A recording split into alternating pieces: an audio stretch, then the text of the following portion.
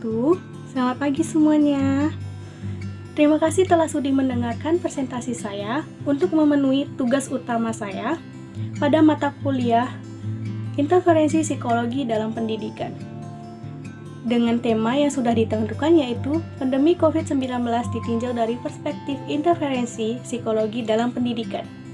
Di sini saya mengambil judul mengenai dampak pandemi COVID-19 terhadap motivasi kreativitas belajar pada mahasiswa. Sebelumnya, perkenankan saya terlebih dahulu untuk mengenalkan diri saya. Nama saya Kartika Ulfa Febrianti dari Universitas Persada Indonesia, Fakultas Psikologi, Angkatan 2019, dengan NIM 1924090131, dengan dosen pengajar, Ibu Dr. Frida Medina Hayu Putri, MPSI Psikolog.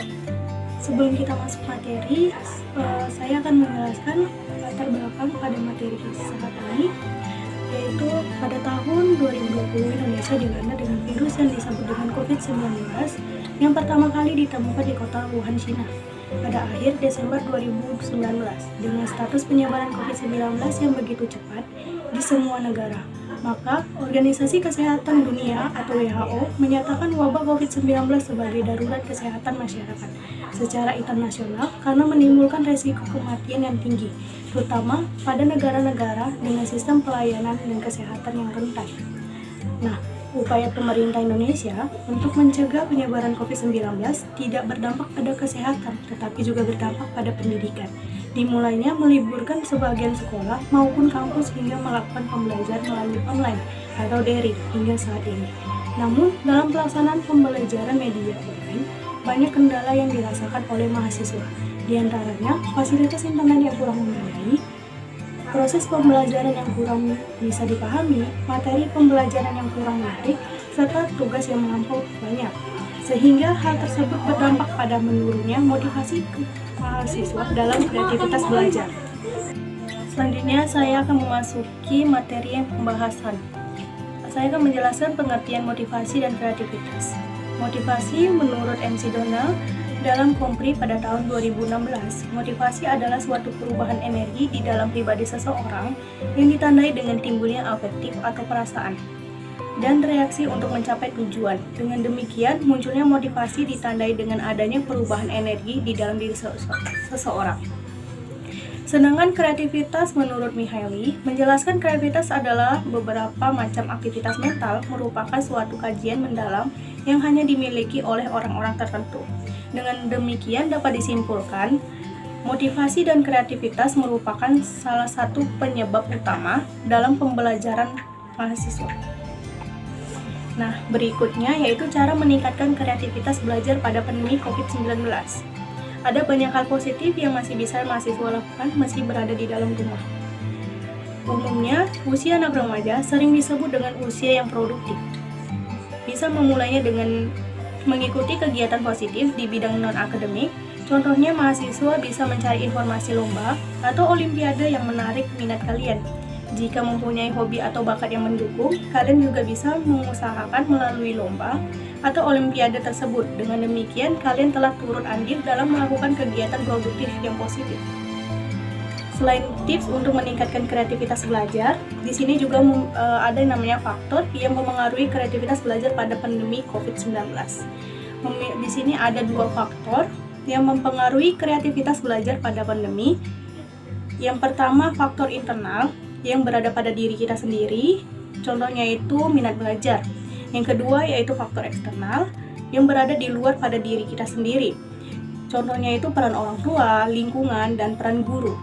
Siswa yang belum terbiasa untuk memusatkan perhatiannya kepada layar komputer maupun perangkat elektronik sangat membutuhkan rasa menyenangkan dan ketertarikan dalam mengikuti pelajaran.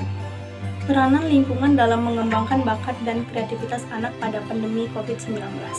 Di sini ada 3 peranan yang sangat berpengaruh pada kreativitas anak. Yang pertama yaitu peranan keluarga dalam mengembangkan kreativitas anak. Yang kedua adanya peranan sekolah dalam mengembangkan kreativitas anak. Yang ketiga yaitu peranan masyarakat dalam mengembangkan kreativitas. Berikutnya strategi belajar untuk meningkatkan kreativitas mahasiswa. Di sini saya akan memberikan beberapa strategi belajar untuk meningkatkan kreativitas. Yang pertama, hubungkanlah hal-hal yang Anda baca dengan hal-hal yang Anda ketahui. Yang kedua, kaitkan konsep-konsep dan prinsip-prinsip abstrak dengan contoh-contohnya. Yang ketiga, kembangkanlah topik yang Anda baca melalui rentan pembahasan topik tersebut dan tambahkanlah poin-poin yang relevan. Yang keempat, yaitu secara berkala, ujilah diri Anda sendiri untuk memastikan Anda telah mengingat dan memahami materi yang Anda baca.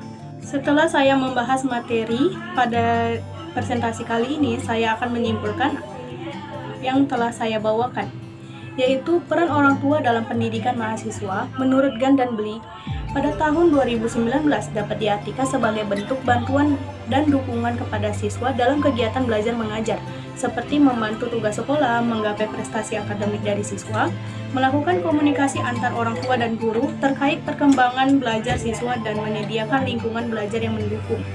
Sedangkan menurut Owusu, pada tahun 2018, ada beberapa hal yang dapat menjadi indikator peran orang tua terhadap pembelajaran siswa. Di antaranya bantuan orang tua dengan pekerjaan rumah, diskusi orang tua mengenai masalah yang berhubungan dengan sekolah, mengungkapkan harapan yang tinggi untuk dorongan keberhasilan anak dan belajar, menyediakan struktur yang konduktif untuk pembelajaran, dan ada beberapa ciri yang menunjukkan guru menarik dan efektif serta memiliki ciri dalam mengajar, mampu mengungkapkan pendekatan imajinatif di dalam kelas, memiliki kepribadian yang mau terus menggali ide baru dan mempraktekannya, memfasilitasikan pengembangan pribadi siswa untuk meningkatkan kreativitasnya, selalu berinovasi dalam pembelajaran dan menciptakan ide baru. Berikan kesempatan saya untuk memberikan saran. Saran saya yaitu mengharapkan agar para mahasiswa untuk terus meningkatkan semangatnya dalam belajar, walaupun dalam kondisi seperti ini, mengambil hikmah dan sisi positif dari situasi yang tengah dihadapi. Selanjutnya, yang ingin melanjutkan penelitian mengenai motivasi belajar di tengah situasi pandemi COVID-19 untuk menambahkan variabel-variabel yang mendukung untuk mendapatkan hasil-hasil yang baik, dengan tujuan untuk mendapatkan hasil yang luas terkait motivasi dan kreativitas belajar di tengah situasi seperti ini. Terima kasih telah mendengarkan presentasi saya. Mohon maaf jika ada kesalahan dan kesilapan yang saya bawakan. Sekian dan terima kasih.